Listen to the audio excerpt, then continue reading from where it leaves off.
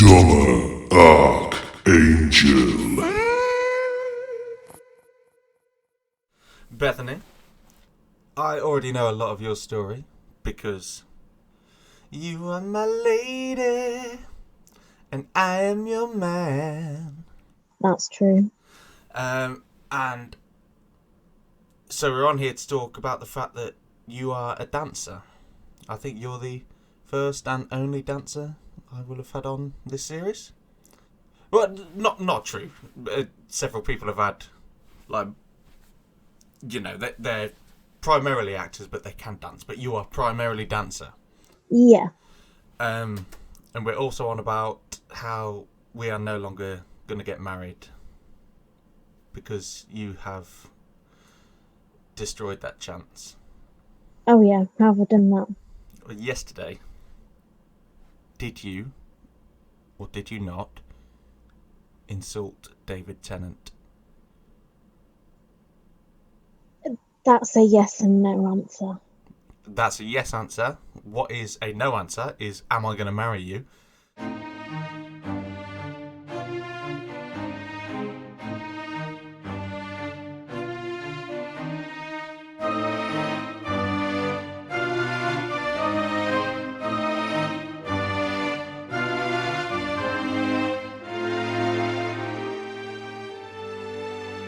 Hashtag Performing Arts with John Ellis Benton. And in this week's episode, Bethany Crowder.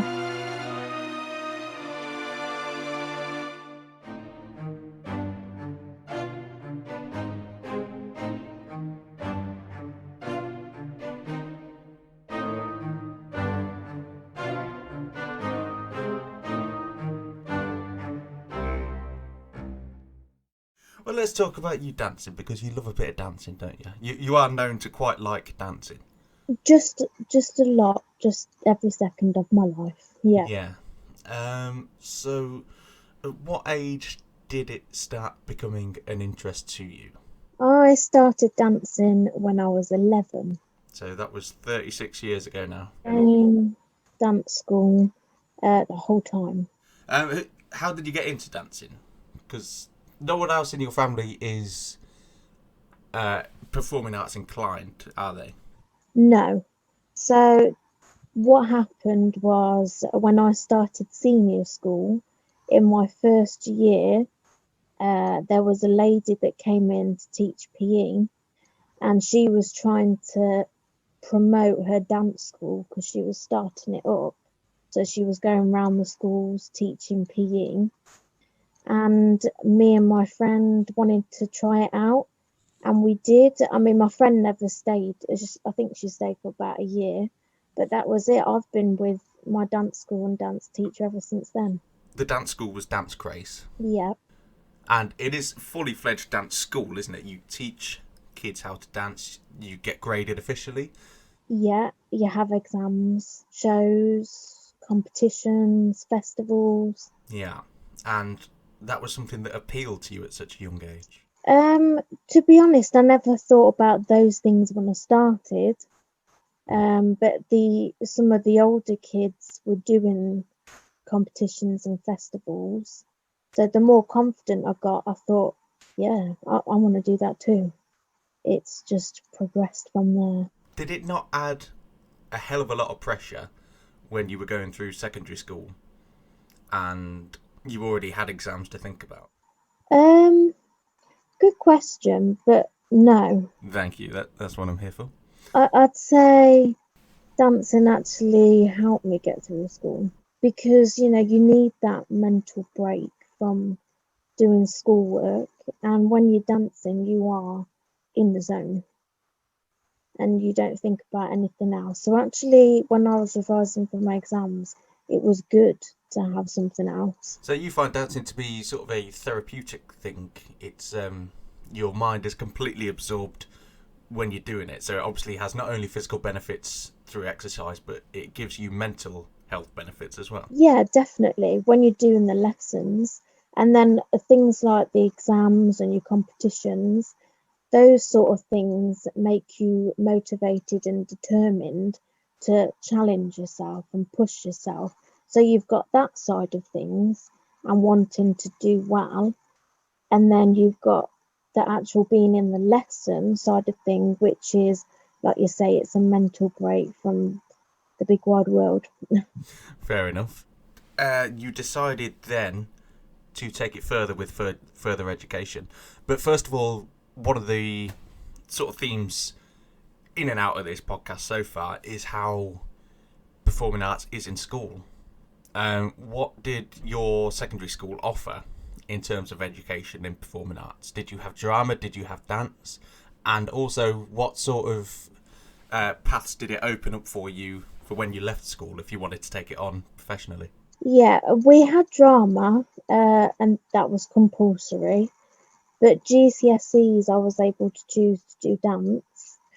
I wouldn't say that doing dance GCSE set anything up for me, although it was my dance teacher at school that told me about Stratford-upon-Avon College, and she said, I think you should go and have a look around. So I suppose that was the only bit that opened a door. I'd say the rest of my GCSE didn't really, but it definitely made me think, yes, this is what I want to do. So with Dance Craze, going back to Dance Craze, you say you were one of the first students. What was the first show you did? Oh, blimey. No, all I remember is it was on a very, very small stage, the Abbey Theatre in N.A.T.D. Did you say that's a small stage? That's small, yeah. You see, now we're at Bedworth Civic Hall, which is just huge. When we do the finale at the Civic Hall, if we have the whole school on the stage, we actually can't fit. Some of us have to go and stand in the auditorium. You are a show-off, because there were so many people who I know would say that thing about Abbey Theatre. They'd come on there, they'd be like, oh my god, this is such a small stage. I'm used to performing on much bigger. When I first stood on the Abbey Theatre stage, I was like, oh my god, this is huge, this is amazing. Yeah, or when you're doing group dances and you think, oh my gosh, I'm going to hit that curtain, it's actually really small. Of course, curtains being a thing that people are very scared of hitting, because, you know, you hit them at speed, they are like a brick wall. I know, but I've had a bad experience. It was funny, but I've had a bad experience. Go on, you're going to have to tell me. So there was one year, and we had these massive big bonnets on our head. It was like a big feather. Oh, like a sort of cabaret. Yes, that's it. And it was to Let Me Entertain You by Robbie Williams. And we had to come out the side of the stage, but the curtains were there. And my headpiece was so big, I got trapped in the curtain. And like when someone walked past me, they managed to just grab me. And the guy at the side of the stage doing the music was able to unhook me. You make it sound so dramatic. You make it sound like Frodo getting caught in a big spider's web. Yeah, it was. But yeah, that's nice to know. And obviously then, because the school has become so huge, and watching one of your shows, there are at least 4,000 of you. That's why you need a big stage. Yeah, so we didn't really have a choice but to move to the Civic Hall. Yeah. Okay, so I know you said already that your dance teacher at school told you about Stratford College. Yeah. But when you were applying for these courses and whatnot, why did you, apart from a recommendation, why did you pick Stratford College? Because obviously you think of Stratford, you think of Shakespeare, you think of the Royal Shakespeare Company, you think of actors. Why did you think that would be a good place to dance? Well, I actually had 4 interviews and auditions for uni. I had Stratford, Coventry, Northampton, Mountain Mowbray. Mm-hmm. So, and I got into all 4, but the thing that did it for me for Stratford is they've got one studio that's massive. And as soon as I walked in there, I'd gone with my dad actually, and I turned around and looked at him and I was like, this is it. Were you like Belle in the library? Yes. So you know what? Seeing that studio was what I just knew it. I didn't need to think about it. Which one? Was that the big white studio opposite Gordon Valens. where we used to do bodycon. Yeah, where you used to do bodycon. I used to do bodycon.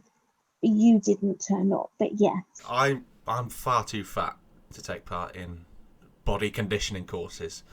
I think they realised that, so it's their own fault for trying to push exercise on fat people, to be honest.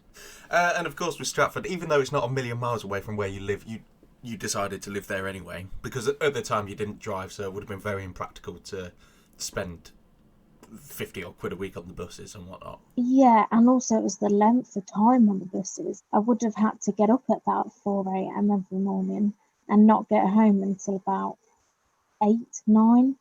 Yeah. And I'm thinking, what am I going to do all my coursework? How did you find the experience of living away from home? Because it's obviously something that most performers have to do at some point anyway. There were times when you think, yeah, I must be at home. But you know what? Actually, I really liked it. And I gained so much independence. I mean, I've always been an independent person anyway. And of course, you met the man of your dreams. Of course, I can't miss that out, can I? What did Stratford offer you? What did it put on your repertoire that you didn't already have? Stratford offered me acting and singing, which I was very keen to try out. I mean, I had done a little bit of singing before, but not much. So it was good to do that. Because it's okay saying I'm a dancer and I can do this and I can do that. But really, if you want to get far, you have got to have the basics of acting and singing. Yeah, it's an overlooked thing with dancing. The fact that, I mean, singing's helpful, but you've definitely got to be able to act, haven't you? Because if you're doing a sort of emotional piece, you need to be able to show, well, emotion. And you see, if you don't do that when you're doing a dance and you've just got a blank face, the audience is never going to connect with you while you're dancing. Yeah. But whether it's an emotional piece, whether it's a happy piece, you know, the audience want to know that, but they're not going to enjoy it if you've just got a blank face. No. So Stratford College gave you some really good opportunities because you had the opportunity to go along and perform as a part of the Strictly Come Dancing tour. Yes, as a flash mob. Yeah. So as the audience were going into, what stadium was it? At the time, it was called the Barclaycard Arena. Yes, yeah, that's while the one. everyone was walking round before they actually sat down and did the show, that's when we burst out and did a big Strictly flash mob. Again, acting skills come in handy because you've got to act like, I want to say a normal person. Obviously, dancers are normal people. You had to act like a showgoer. Like I didn't know what they were doing to begin with. And how was that experience for you? Amazing. It was Yeah. so good to see the people. They were like, oh my gosh. And then when the person actually stood next to you, they didn't realise I was in it. And then I went and joined in. I looked at them and they were like, you've got to be kidding me. She's just stood next to me. It's really good. But it was still a sort of, how would I put it, a licensed flash mob, wasn't it? It wasn't like you all just got tickets to go and see Strictly Come Dancing and you just decided to put a big stereo in the atrium. Yeah. Yeah. It was planned with somebody from the tour. Yeah. Anton Dubeck. I don't quite think it was him, but yeah. And obviously during all this time, you're still going along with Dance Craze, taking more exams, getting a stupid amount of trophies and medals. Because obviously one day me and you will end up living together, and I'm going to melt all of your trophies and medals into a big piece of armour. Because obviously fat people, you don't get armour for fat people, but so I can do like Lord of the Rings cosplay, I'm going to make myself a suit of armour out of your trophies and medals. Yeah, or we could just have a whole room full of trophies and not melt any of them. That would be better. We can have a room dedicated to them if there is a big shrine, a huge blown up picture of the time that I met David Tennant. And the medals can sort of decorate it as, you know, a secondary nice looking thing. We've still got time to come to a conclusion. Yeah, we've got time for that. Will you be mature anyway? We're trying to have a podcast here. So after going to Stratford College, what sort of professional avenues did it open up for you? Because obviously you can't do a full degree at college. But did it point you towards dance school, university? What was open to you? Yeah, it made me want to go to university and finish off my degree so that I could actually graduate. Pineapple. I was thinking of pineapple. Did it point you towards like pineapple? I'm trying to sound like I know stuff about dancing. You're just putting the odd dance word in there, aren't you? Yeah. Pirouette. Jeté. Language. Do you not know what that is? No. That's where you park a boat, isn't it? At a harbour, a jetty. No, a jeté is a leap, but we'll move on. So yeah, I went to Coventry, finished off my degree and graduated. I mean, I didn't get to carry on my acting and singing at Coventry, but I still do that a bit now with dance craze instead. I'm not going to say Coventry was that good because it wasn't compared to Stratford, but at the end of the day, I got my degree, which is what I needed. Yeah, I think I don't think it's unfair to say that you didn't enjoy your time at Cov Uni. And that's not necessarily a bad thing about you. It's not necessarily a bad thing about the course, because sometimes they're catered to... Well, they're catered to different people. They're not always going to suit everyone. And you found Cov Uni to be particularly artsy-fartsy shite, didn't you? Yeah. Coventry were kind of, well, one-track minded. So they believed that dance was one thing and that's it, you know. But dance isn't just one thing. Dance is such a big thing. There's so many different avenues, styles, types of dance that you can't just say it's one thing. But unfortunately, Coventry did think that, and it wasn't exactly what I thought it was. So it did make the 2 years I did at Cov quite difficult. Yeah. So we're not throwing out accusations. So we're not suggesting that Coventry wasn't what it advertised, are we? It's just it didn't work for you. I mean, I know you've got your own sort of preparation and getting into the zone and whatnot, and this was one of those places. And I agree. I completely hate the idea of like, okay, so lie on the floor. Feel your body melting into the ground. I mean, I had one very funny moment that I will never forget, and it will just sum up my whole Coventry University experience. So we were told to go and watch this show. This choreographer had come in.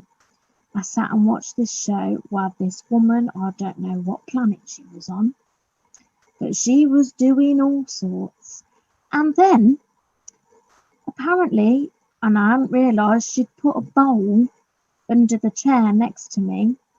So she was doing a dance piece, came up to me, grabbed the bowl underneath the chair next to me, sat down and started shaving her legs. Oh. And I was horrified. I was thinking, where am I? And I remember going home and telling my parents, and they were like, were you in the right place? And I'm like, you know what? I really don't know. That is... I mean, I can't say grim because it's a perfectly normal thing to do. How about dance? I'm not quite sure, but, you know, we'll go with it. Yeah, I mean, I know lots of people who had an amazing experience with Cov Uni, and they came out the side more enriched, better educated, and they wouldn't change any of it for the world. But it does seem to be that there's... The only term I can think of is artsy-fartsy. Because it's... I mean, there's that, for example, where someone would turn up and be like, well, shaving your legs isn't art. Why wouldn't it be an art? Oh, God, it makes me so angry. We had a trip to the Tate Modern when I was there, and I'm not even going to go into it because it just makes me angry.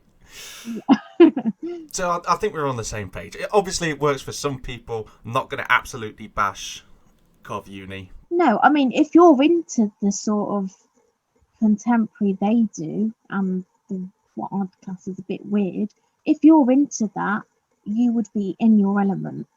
I would love to see some kind of 21st century contemporary dance piece with a review from you, just like, it's a bit weird.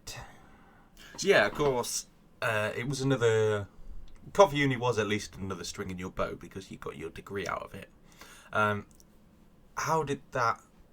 I mean, what was your particular career trajectory at this point? Because obviously there are several paths you could take. You can sort of do dance therapy, sort of performing arts therapy. You may or may not have heard of it. It's something Julia spoke about, and I know dance can be useful for that. So that's a career option. You have dance teaching. You have professional dancer, which I'm sure is something everyone aims for. But dance can be applied in 1,000 different ways to life. So what was your trajectory at this point at uni? But I knew I wanted to teach, for definite.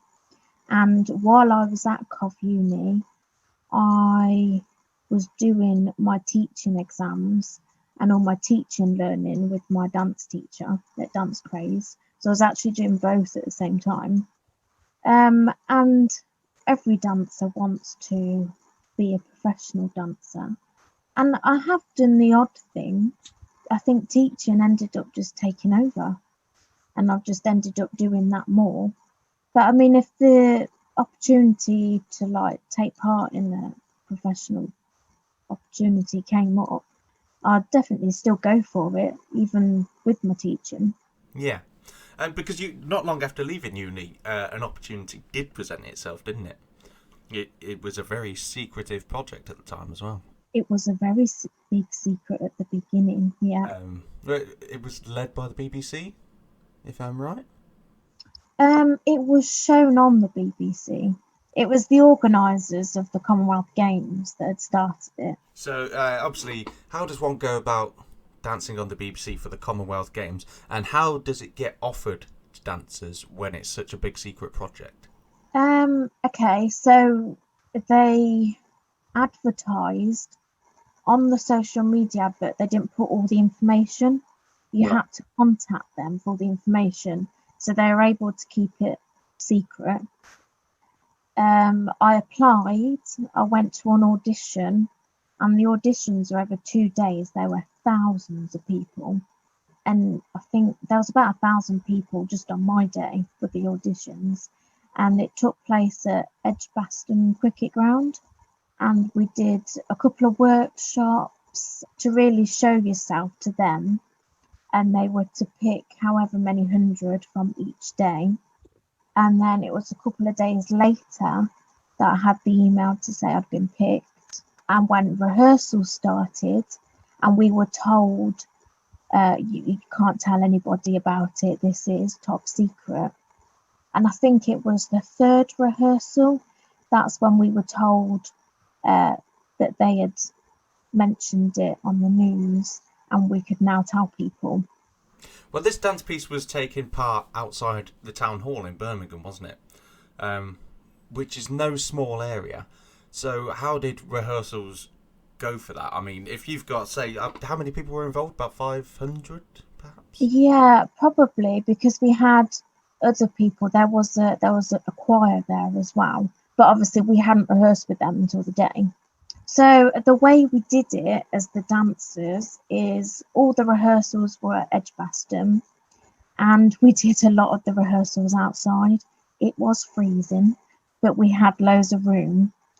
And if you actually watch the clip from the handover, everybody is stood so that at the end of the video it spells out #Rum. That took ages, and we had to remember where our place was and go and stand outside until that letter was right. And I thought it was going to snow. Oh, it was so cold. And one day it was raining, but we still went out there, still practice. Yeah, to be fair, because the actual handover was in April, wasn't it? So it certainly wasn't summertime that you were rehearsing. Heat wave on the actual day. I got sunburnt. Oh, yes, of course you did, yeah. Yeah, because you were wearing a pink top and you came back the same colour as it.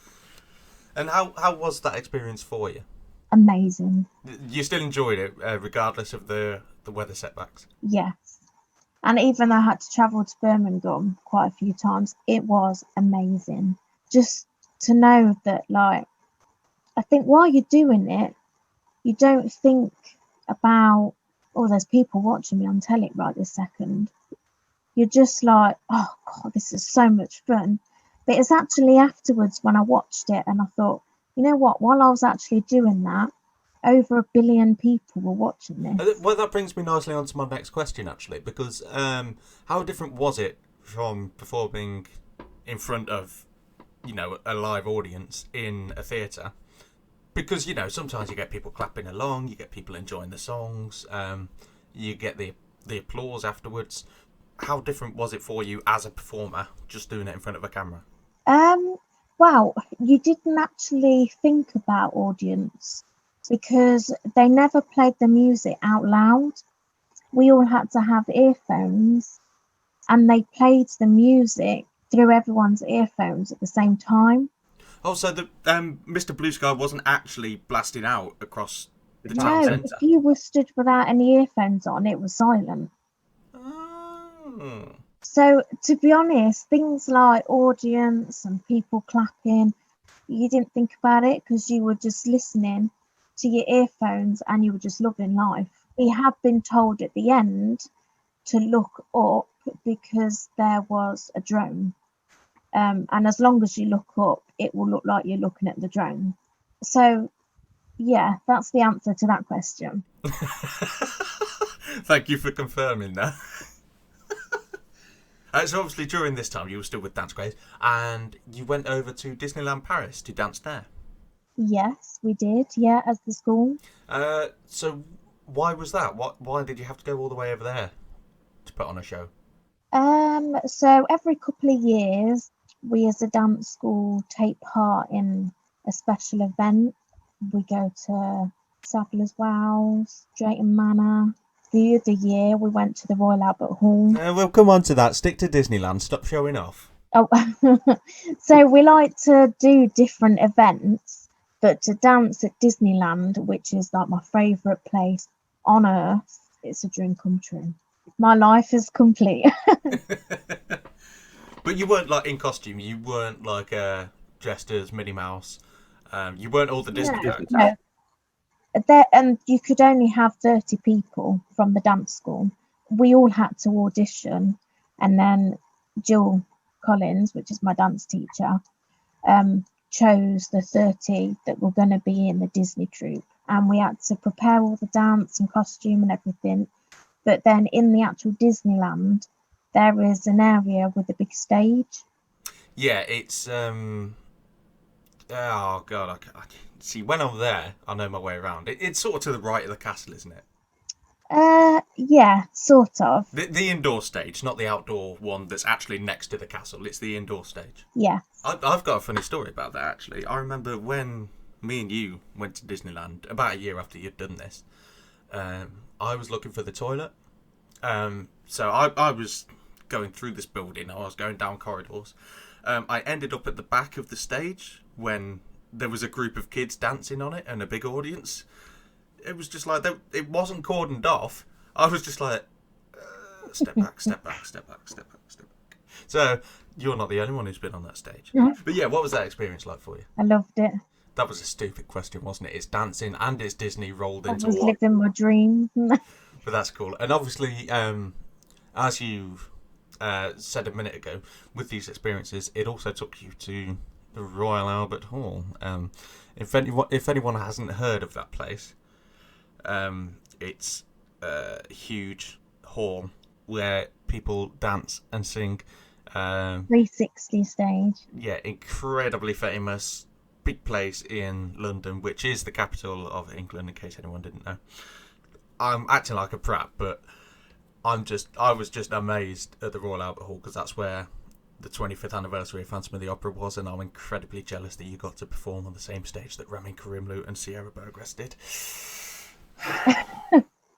I have got to admit, of all the experiences I've ever had, and as much as I love Disney, the Royal Albert Hall was the best. I don't think I could explain to you how amazing it was. And try, Bethany. There's people listening. Try. That when we actually started the dance, our song started quite quiet, and then we went into a number from Moulin Rouge. And as soon as we started with the quick music, all the audience were clapping along, and they were going through it, and the amount of adrenaline, and you were just like, oh my gosh, yes. The amount of what?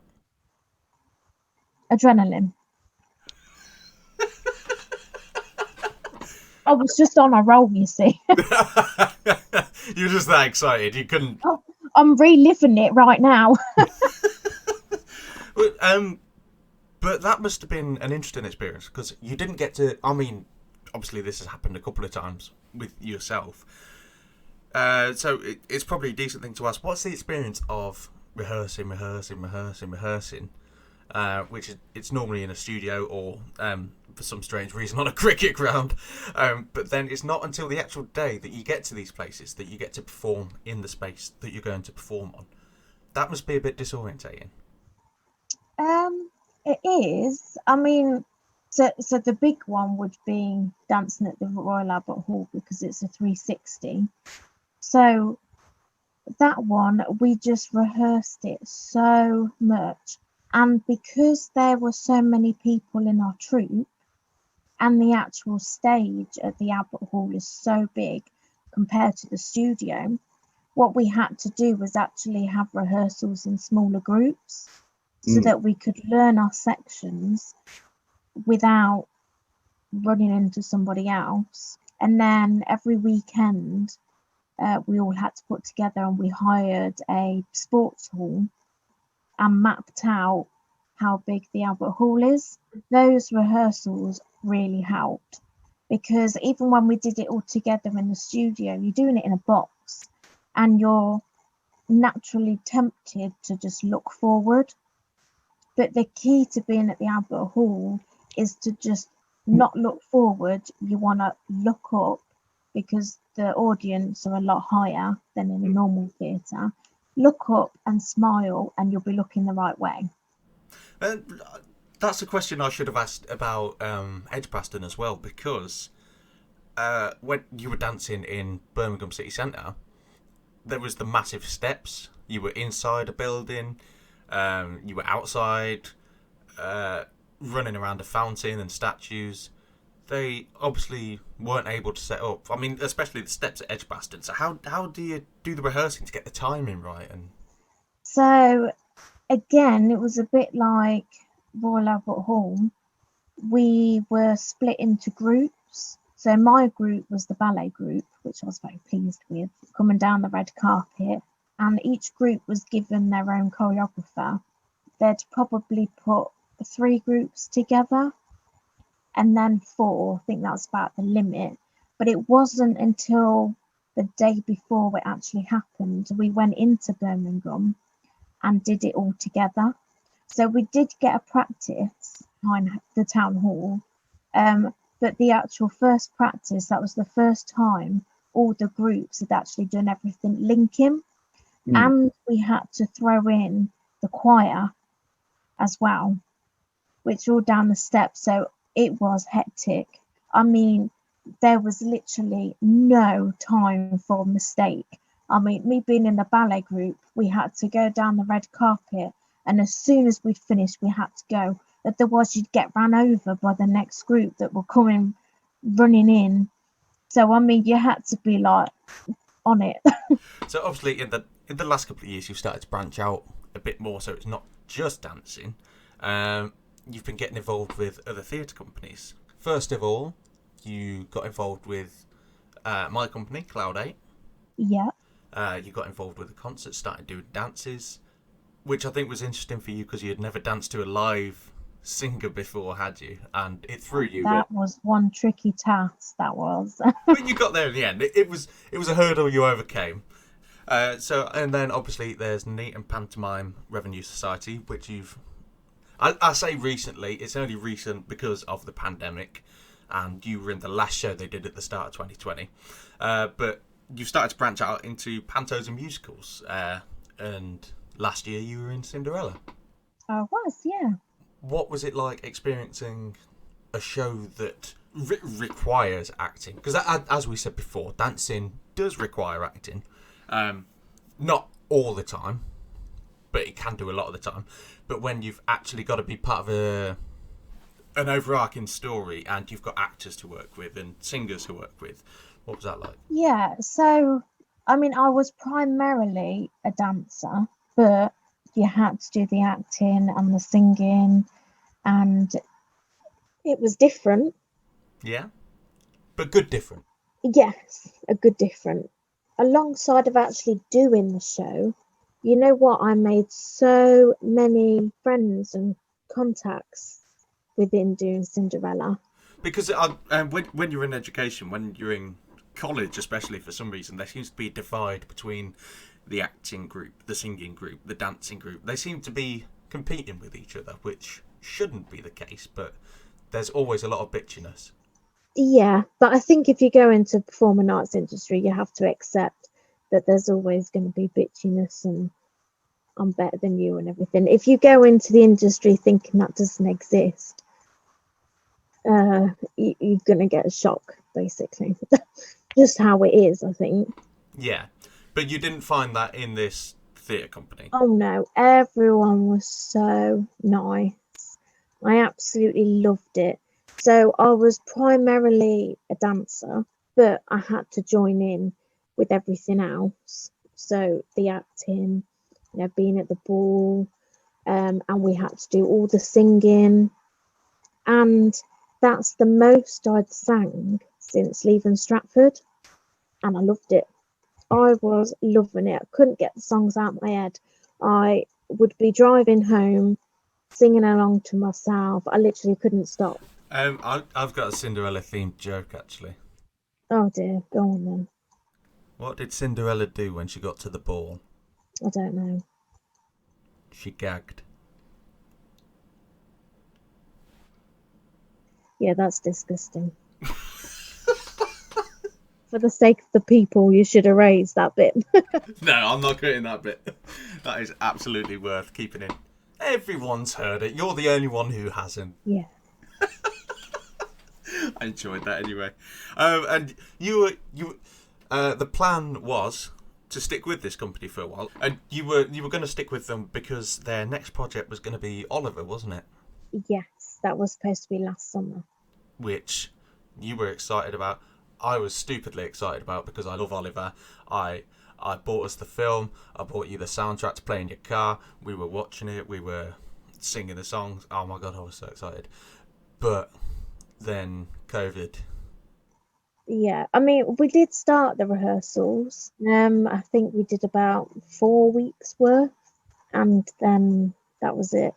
And I'm gutted because I was loving it. Well, I mean, I know we'd only had a couple of rehearsals, but I was loving it.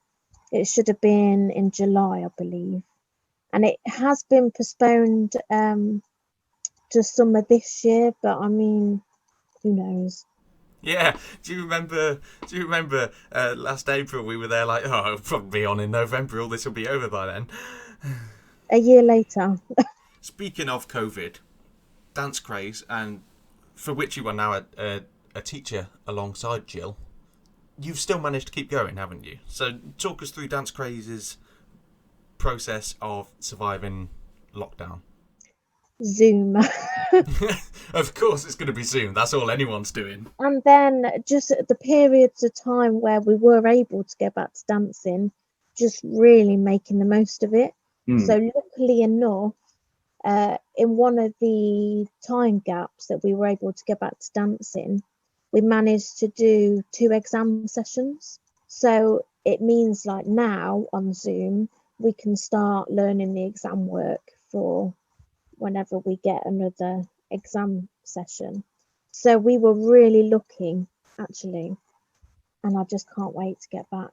But yeah, you're still surviving, aren't you? You're giving the kids something to do, and it's giving yourself something to do as well, because everyone's going a bit stir crazy at the minute. Yeah, and there are other things that I've managed to do. I've been taking on online dance competitions. They're ones that I'd never be able to go to in person because they're so far away. But because it's online, anybody can do it. So it means that you're competing against people you've never competed with before.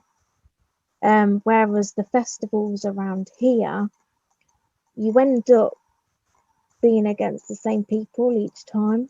Yeah, you sort of build a little society. Yeah. And I did a 7-hour dance-a-thon in the summer, sweat dripping off my forehead, but I did it, and that was to raise money for the charity Mind. Yeah, well done you. So, obviously, in an ideal world, this will all be over soon. Everyone can go back to their normal lives. What's next for Bethany Crowder? Oh, I like that question. Good. I know, but because I'm not thinking ahead in the future, because I'm just thinking COVID, I haven't even thought about that. Oh, I love that question. Good.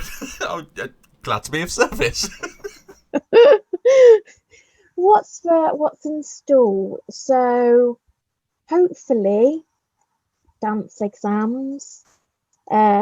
When we can do shows again, it'll either be Oliver or the Panto. It depends what time of year things go back to normal. The Dance Craze show, the annual show is always in Feb. So sadly it would have been last weekend. So I'm sure next Feb would be doing that. Maybe something else with Cloud 8. I don't know what the director has planned. I don't know what is planned for Cloud 8. Might be what the answer is. And yeah, teaching, just getting back to normal, I think, a little bit. And marrying me. And marrying you, of course. And, we'll have David Tennant wallpaper, we'll have David Tennant toilet seat, we'll have David Tennant bed sheets. Yes. I mean, the one live event I have got planned is I should be going to a dance competition, hopefully around June, as long as everything goes smoothly and we come out of COVID. But at the minute, I'm trying not to think too far ahead because I'm just disappointed. Yeah, I think we should plan a performance with Cloud 8 where, we all start dancing, then we get a bowl out from under the chair of the audience, we all start shaving our legs. Your leg. Yeah. In all seriousness, for performing arts people, I think right now is quite a hard place to be. I think now is actually harder than at the beginning of the pandemic, because right now you're thinking, okay, with the vaccine and everything, we should be moving forward. So I want to start planning things. So I want to do this and I want to go to this audition and I want to go and do that. But the thing is, because the future's so unknown, if you plan too much, that there is still a chance that that plan can get tipped upside down. So it's that balance of knowing, yeah, I want to plan to do that and that, but there's still a chance that that's not going to happen. So what else could I do? Yeah, so that's fair enough. Do you have any wise Crowder words for anyone before you go? And I swear to God, if you come out with learn to dance in the rain or some crap like that, we're through. Is a wish your heart makes. And if you want that dream, work hard, be dedicated to it, and don't give up. And if you work hard to reach that dream, when you get there, it'll feel so good. A fart is a noise your bum makes. I think we should cut that bit.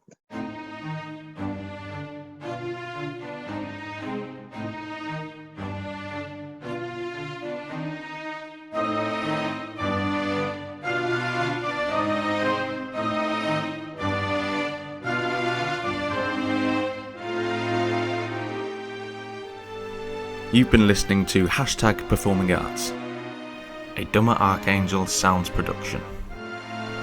Produced and edited by John Ellis Benton. Music by Aaron Crowder.